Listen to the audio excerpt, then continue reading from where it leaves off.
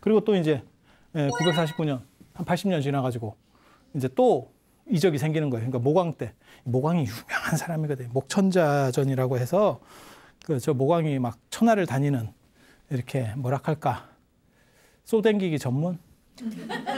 천하를 주유하고. 서왕모라고 들어보셨어요? 서왕모. 서왕모가 여자 신선 중에 짱이거든요. 서쪽. 그러니까 중국으로 보면 중국에도 서쪽 숭배가 일부 있어요. 동쪽 숭배가 남아있고 이게 큰 나라들은 다 마찬가지예요. 동쪽, 서쪽 숭배가 있는데 동서남북 숭배가 다 있는데 지역에 따라서 달라요. 인도는 해가 뜬다는 것 때문에 동쪽 숭배가 있고 그다음에 북쪽 숭배가 있는 건 히말라야 때문이고 중국 같은 경우는 보통 남쪽 숭배가 있어요. 그건 햇빛을 많이 받기 위해서. 그래서 남향문화라는 게 지금까지 남아있는 거예요. 그리고 동쪽에 관련해서는 태산이라는 게 있습니다. 동태산.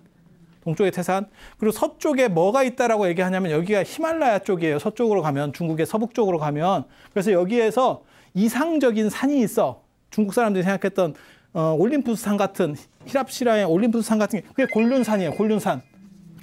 실제 하지 않는 산입니다. 실제 하는 산 아닙니다. 실제 하는 곤륜산이 있어. 그 곤륜산 아니에요. 그 곤륜산 아니야. 중국 사람들은 자꾸 갖다 붙이니까. 샹그릴라가 있어. 그러면 샹그릴라를 막 만들어. 샹그릴라가 제임스 힐튼이라는 사람이 잃어버린 지평선 보면 거기서 나오는 이상향이에요. 이상향. 거기가 자석산이 있고 산이 있는데 유럽 사람이 비행기 타고 히말라야 쪽 가다가 그 당시만 해도 비행기가 상태가 안 좋아가지고 거기 추락을 했는데 그 티베트 사람들이 구해줬대. 가보니까 그 세계에 가보니까 사람들이 막 희한한 사람들이 있다는 거예요. 근데 그 산 안이 전부 자석으로 돼 있어가지고 자석으로 돼 있어 사람이 안 늙는데 수백 년이 지나도 안 늙는데 그래서 막 악기 같은 걸 막 다루고 하는데 뭐 너무너무 잘하는 거야. 왜냐면 몇백 년 동안 안 늙고 계속 하니까 다 장인급이야. 아주 거기서 또 가만히 있으면 됐는데 거기 또 할매랑 눈이 맞아요. 할매랑. 아니 할매는 할매인데 젊은 할매지. 10대로 보이는데 실제로는 뭐 90대 막 이런 할매인 거야. 근데 안 늙으니까. 근데 그 할매가 또 마음도 안 늙었는가 봐. 그래갖고 또 코쟁이가 들어오니까 또 눈이 돌아가지고 또 이렇게 뭐 했다는 거요. 그래서 우리 여기서는 못 사니까 나가자 이렇게 했다는 거야. 그랬더니 이제 또 영생을 여기서 살 거냐 안 그러면 남자를 선택하고 나갈 거냐 뭐 이런 참. 여러분은 어때? 나가? 나가? 그런 열정이 있는 거야. 열정이 있는 거야. 나갔다가 다시 들어오면 되지. 그치? 나갔다가 한 2, 3년 살다가 이건 아니었어. 이러면 다시 들어오면 되지. 근데 그렇게 해서 이제 막 탈출을 하거든. 탈출을 하는데 그 자석의 영향권을 넘어서니까 갑자기 한 방에 늙어버려. 한 방에 늙어. 그냥 소설이니까. 근데 이 소설을 너무 구라를 세게 쳐가지고 실제로 유럽 사람들이 여길 찾으려고 막 산악인들이 막 도전을 하고 난리가 났었어. 굉장히 유명한 얘기예요. 굉장히 유명한 얘기예요.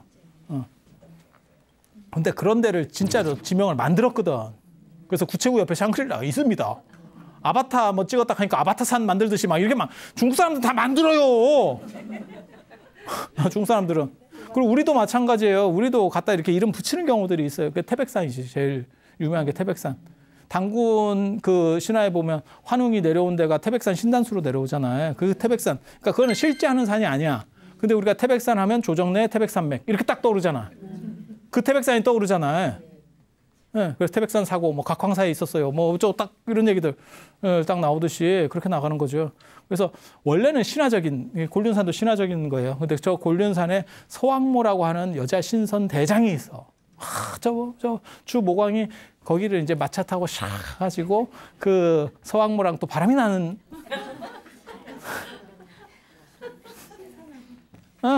근데 바람이 나는데 저 여자는 또 생긴 걸 보면 약간 괴기스럽게 생겼어요. 그래서 이게 이쁘게 나오는 신화 전설도 있고 좀 상태가 메롱으로 나오는 데도 있고 여성 차별 때문에 그러니까 원래는 여성주의 때문에 여성 신화들이 나오는 게 연대가 오래됩니다. 그러니까 짱이 여성으로 나오면 연대가 올라가는 거예요. 근데 그게 나중에 남성주의가 되면서 여자가 어딜 이러면서 여자를 외모를 다 이렇게 좀 긁어내는 거예요. 이해가 됩니까? 네. 그런 식으로 보통 변화가 돼요. 그래서 뭐 저런 로맨스도 있고 막 재밌는 사람이에요. 근데 이 사람 때 또 뭐 기상이변이 있고 이러니까 부처님 경전에 보면 뭐 이게 땅이 흔들리고 뭐 이런 얘기가 나오거든요. 뭔가 그분들이 체험한 것과 연결될 수도 있겠다라는 생각도 했다니까요. 그 전에는 저는 네팔은 지진대가 아니라고 생각했어요. 왜냐하면 야 그게 어떻게 거기가 몇천 미터인데 거기가 어떻게 지진이 날 수 있어? 그게 이제 보통 히말라야를 치고 들어가니까 저 인도 대륙이 히말라야를 밑으로 기에 들어가잖아요. 지금 들어가니까 그게 압력이 강해진다는 건 다 인지하는 거고 그게 옆으로 터지는 거거든요. 그래서 사천성 지진은 이해가 되는데 야 이게 네팔이 지진으로 흔들리는구나. 경주 지진 나는 건 제가 알고 있었거든요. 제가 불국사 논문 쓰면서 경주 지진 나는 거 알고 있었거든요. 그때 이제 석가탑이 중수되는 걸 보면 경주에 지진이 나가지고 석가탑이 문제가 생겨요. 석가탑이 문제가 생길 정도면 경주가 절단이 납니다. 상식적인 것만 한 가지 알아두세요. 지진이 나면 큰 건물일수록 안전합니다. 그리고 제일 취약한 게 벽돌 건물이에요. 제일 취약한 게 벽돌. 벽돌 낮은 건물. 그러니까 2, 3층 정도의 벽돌 건물은 그냥 다 폭삭해버립니다. 순식간에 폭삭입니다. 그리고 큰 건물은 안전합니다. 그리고 최고로 안전한 건물 한옥입니다. 한옥은 땅에 박고 있는 게 아니고 위에 떠 있기 때문에 그냥 흔들릴 뿐이지 절대 안 무너져요. 절대 안 무너져요. 하지만 한옥은 비쌉니다.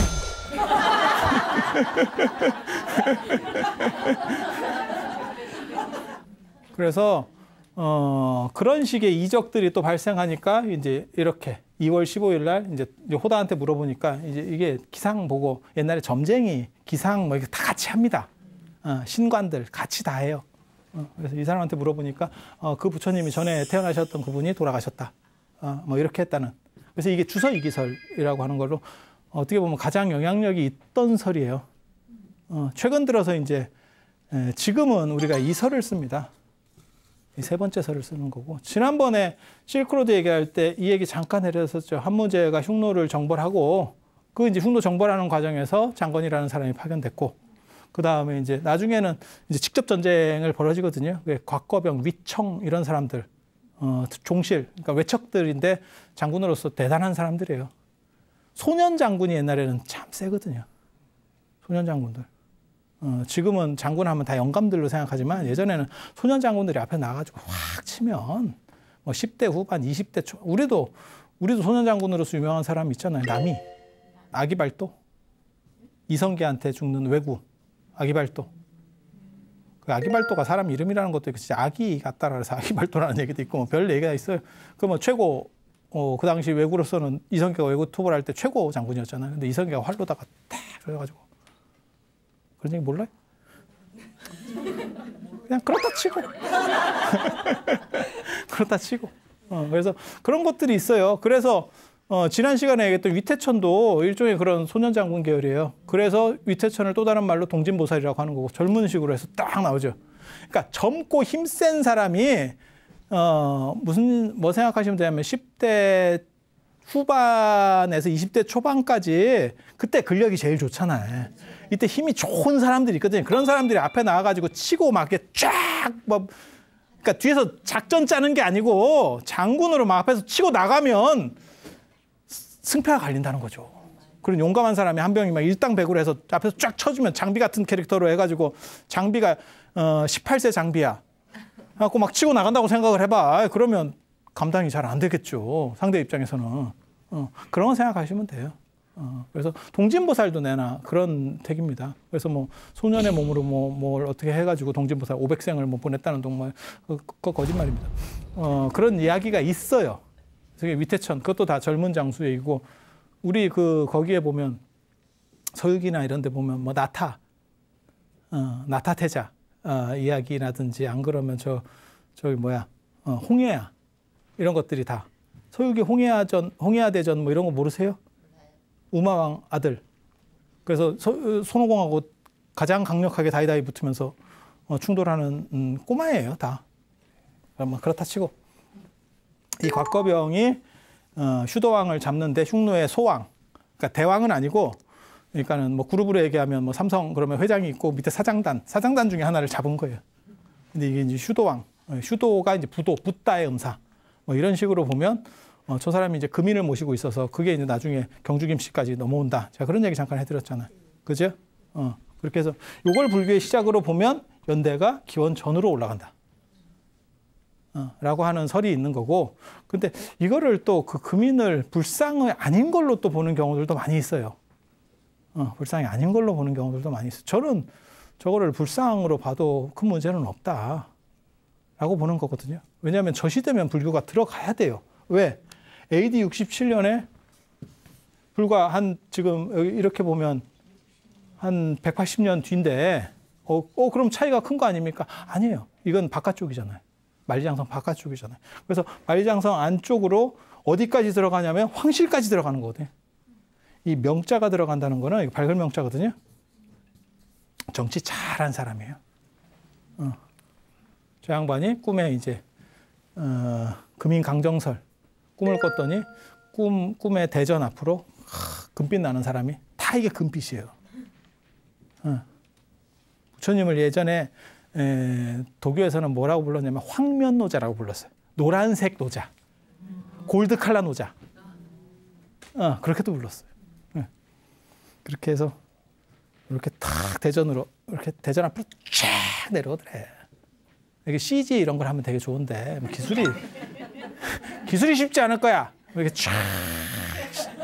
그랬더니 이게 뭐야? 이러면 꿈을 꿔가지고 이게 뭐야? 가지고 옆에 신하한테 물어보니까 그 이제 또 내나 관상감 같은 사람이 있는 거예요. 그래서 야 이게 뭐냐? 이게 뭐 불교란 꿈이냐 뭐냐? 뭐 이랬더니 이게 불교가 있는데 아니 자기는 알고 있어. 서쪽에 불교가 있는데 그 불교가 지금 이제 우리나라로 들어오려고 한다. 그러니까 자기는 벌써 인지하고 있는 거야. 황실에서 얘가 나올 정도면 민간에는 어느 정도 이상이 있다니까요. 보통 민간에 들어와서 100년 이상 넘어가야 황실까지 들어가요. 이야기가. 그 기간이 최소로 100년이거든. 그러니까 실크로드 타고 상인들이 벌써 다 움직여서. 그러니까 여기에서 100년을 빼버리면 지역적으로 봤을 때는 낙양은 여기고 지금 이 흉노족 있는 거는 만리장성 바뀌거든. 그러니까 180년 전에도 이게 가능하다니까. 저쪽도 위치적으로 불가능한 얘기가 아니에요. 그리고 슈도하고 붓다하고 같은 음사예요. 그게 붓다의 음사 중에 하나가 슈도예요. 부도도 우리가 부도전 할 때 그것도 붓다 음사거든요. 붓다 음사거든요. 그래서 그게 이제 무슨 부도를 부도라고 부르는 게 맞느냐, 거기에 큰 스님 탑인데 왜 부도라고 하느냐, 승탑이라고 하자 뭐 이러는데 그것도 잘못된 얘기고. 뭐냐면 선종에서는 큰 스님을 부처님으로 봐요. 우리 선생님이야말로 진짜 부처님이야. 살아계신 부처님이야. 그렇게 해서 부도라고 붙이는 거예요. 이유가 다 있는 거예요. 스님인지 부처님인지 구분 못해서가 아니고. 그래서 그런 부분들이 있는 거고. 저 금인강정설이라고 하는 건 뭐냐면 그렇게 해서 내려오니까 이제 물어보니까 뭐라고 얘기하냐면 그 불교가 들어올 겁니다. 그러니까 불교 들어오면 좋으냐? 라고 얘기를 하는 거죠. 그러니까 좋습니다. 그러니까 사람을 파견했다는 거 아니에요. 그러면 사신을 보내서 이제 맞이하게 하자. 맞이하게 하자. 그렇게 해서 사신을 보냈더니 전에 제가 얘기 안 해드렸어? 그치? 가다가 만나는. 그 사신이 가다가 흰 말에다가 흰색 말에다가 스님 뭐 이렇게 경전이랑 불상이랑 이런 걸 싣고 스님 두 분이서 오고 있었대. 그게 가섭마등 스님과 축법난 스님이에요. 천축 사람입니다. 인도 사람이라는 뜻이에요. 축자를 중국 사람들이 재밌어요. 출신지를 맨 앞에다가 성 대신에 저렇게 넣어서 구분을 해요. 중국 사람들은. 그러니까 구마라집 그러면 구자국 사람이라는 거예요. 구자국의 라즙. 그런 거예요. 그리고 불도직 뭐 이런 식으로 불자가 들어가면 그 인도 사람이에요. 인도 사람. 되게 재밌어요. 나라 이름을 자기 앞에다 붙이는. 구분은 쉽지. 근데 그 사람들 입장에서는 기분 더러울 것 같은데. 우리 같으면 어떻게 부르겠어요? 대한자연. 이렇게 부르는 거라니까. 그런데 뭐 그렇게 하면 구분은 쉬워요. 덕분에 중국 불교사 연구할 때 이런 사람들이 어떻게 무슨 경전을 번역했다 그러면 아마 이쪽에서 유행했었는가 보다. 그 동네에서 유행했는가 보다. 이걸 추적할 수 있어요. 지역이 나오니까 그 사람이 어디 출신인지가 나오니까 굉장히 재밌어요. 그렇게 해서 그 사신이 가다가 중간에서 이 사람들을 만났다는 거잖아요. 그래서 누구세 행색이 희한한 거예요. 왜? 밀었잖아. 옛날에는 미는 사람이 없어요. 특히 중국 동아시아에 안 밀죠. 동아시아 안 밀죠. 그래서 요거 밀고 그다음에 옷도 이렇게 드레퍼리 옷이거든요. 그걸 권위형이라고 하는데 가사 이렇게 착용하고 이게 굉장히 좀 특이한 거죠. 그래서 누구냐 이렇게 이제 물어보니까 우리가 불교를 전하러 간다. 그러면 가자. 그래서 오게 되는 거잖아요. 와가지고 재밌다. 이 사람들을 어디에 모실 거냐. 가선마등과 축법난인데 이분들 실제로 무덤이 있습니다. 나중에 기회가 되면 또 몰라. DNA 검사를 할 수도 있어. 저 양반들의 출신지와 관련된 DNA 검사를 할 수도 있어. 무덤이 있어. 스님이면 당연히 화장을 하는 거 아닙니까? 외국 스님인데도 불구하고 중국식 장례법을 따랐던 거예요. 왜? 당신이 돌아가시니까 야 화장해. 이거 화장이 지금 우리가 현대화되면서 이게 빠르게 정착한 거죠. 묘제라고 하는 게 쉽게 안 바뀌어요. 장례 풍습 이런 거 안 바뀌어요. 가장 안 바뀌는 게 이런 겁니다. 원래 자연적으로 그러니까 뭐 조선시대 때나 이런 때 이걸 냅뒀잖아요. 이거 수백 년 가도 안 바뀝니다. 진짜예요, 진짜. 여러분도 아마 그런 생각 하셨을 거예요. 처음에 화장 얘기 나왔을 때는 사람을 2번 죽이냐. 이렇게 어른들이 말씀을 하셨는데 지금 여러분들 정도만 돼도 뭐 시대가 그런 거니까 그렇게 해서 깨끗하게 처리하는 게 안 낫겠냐. 이제 조금 이렇게 되신 분들은 당신이 말씀을 먼저 하시지요. 왜냐하면 어른이 어떻게 생각하실지 모르니까 아랫사람이 얘기가 참 그렇거든요. 아니 그렇잖아요. 제사나 뭐나 이런 거 다 어른이 정리해야 돼. 밑에 사람이 그렇게 하십시다라고 말은 차마 못해요. 그건 다 못하는 거고 어른이 끊어주든지 안 그러면 당신이 끊기 조금 그러면 내가 죽으면 네가 알아서 다 통솔해서 정리를 하든지 말든지 네가 해. 이러고 또 밀고 가든지 뭐 어떤 양단의 결정을 해야 돼. 그런 거 생각하시면 돼요.